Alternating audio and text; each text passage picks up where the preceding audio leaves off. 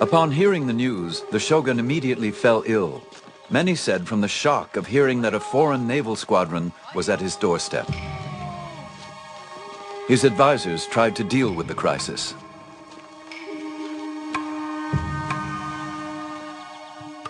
Fresh messages arrived one after the other. The situation seemed so sudden, so formidable, and so important. Orders were issued to the great clans to keep strict watch, as if it were possible that these barbarian vessels might proceed to acts of violence. In a desperate show of force, the shogunate sent a squadron of guard boats to surround the American ships. The Japanese officer ordered the ships to leave. Their commander, Commodore Matthew C. Perry, ignored him. I was well aware that the more exclusive I should make myself, and the more exacting I might be, the more respect these people of forms and ceremonies would award me. 5,000 samurai warriors armed with swords and antiquated cannons lined the shores. Again, their chief officer commanded Perry, "Leave Edo Bay immediately." The Commodore refused. I endeavor to inculcate the idea that the government of the United States is superior in power and influence to Japan. The honor of the nation calls for it, and the interest of commerce demands it.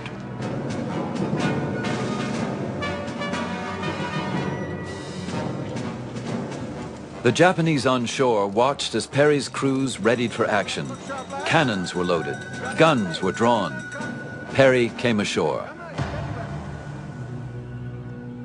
Perry presented his papers and delivered his ultimatum. He would be back, and he expected Japan to comply with America's demand to open the country for trade. If not, he was prepared to take Japan by force. He would return in the spring for his answer. Then he and his squadron left Edo Bay. Their deportment and manner of expressions were exceedingly arrogant, and the resulting insult to our national dignity was not small. Those who heard could but gnash their teeth and suffer this insult in silence. After the barbarians had retired, a certain person drew his sword and slashed to bits a portrait of their leader, Perry. There was great fear of Perry. There were the portraits of Perry as a devil. There were the portraits of his ships belching fire. All of this served to whip up, near hysteria on the part of portions of the Japanese populace. At the same time, there's fascination. There's fascination with Perry. There's fascination with these ships, these enormous ships that hadn't been seen before. There's fascination with the technological prowess of the Americans. To complicate matters, the shogun had died, and the new shogun was mentally unfit. His advisors took charge, but they could not reach agreement. The head of the shogunate decides that he is going to poll all of the daimyo in Japan. What should the shogunate do? This is a radical break with tradition. The authority of the shogunate is to deal with foreign relations. The title of the shogun, of course, is the great barbarian quelling generalissimo. And yet here is the head of the shogunate asking the daimyo what he should do.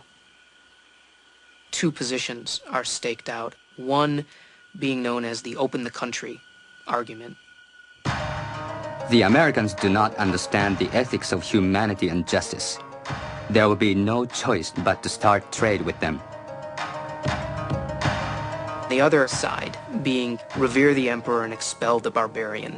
The Americans have come to seize Japan. Therefore, if we don't drive them away now, the other foreign powers will follow. We are in a dangerous situation.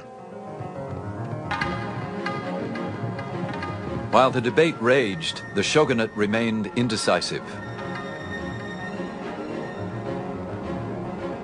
The end of the year was filled with half-hearted compromises and inadequate attempts at coastal defense.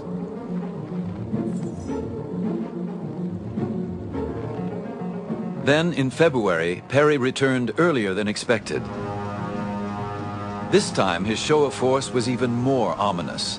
He arrived with double the ships and crew. The honor of the Japanese had been challenged, but they had no means to defend it. Their only hope lay in negotiation.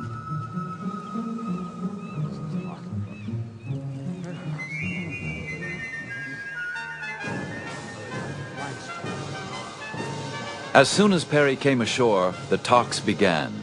They went on into the night and for the next 23 days.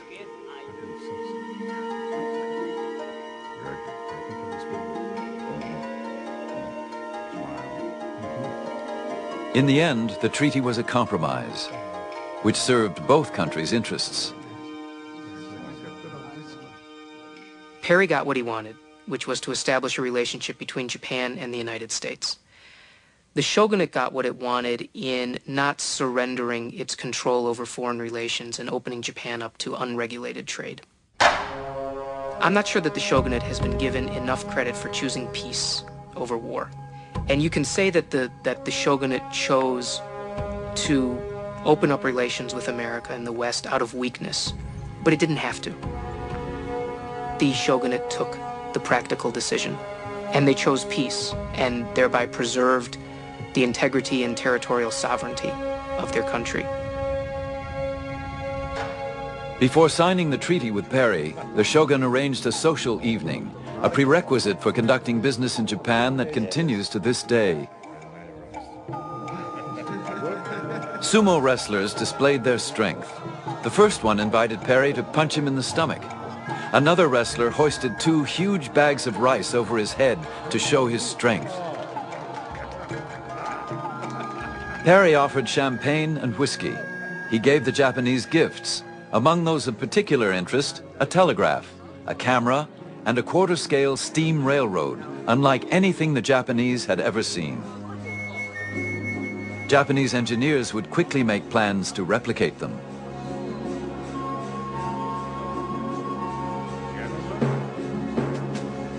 Three days later, the agreement was signed. It was not long before Japan signed trade agreements with Russia, England, France, and Holland. Despite its accommodation to the West, the days of the Tokugawa dynasty were numbered.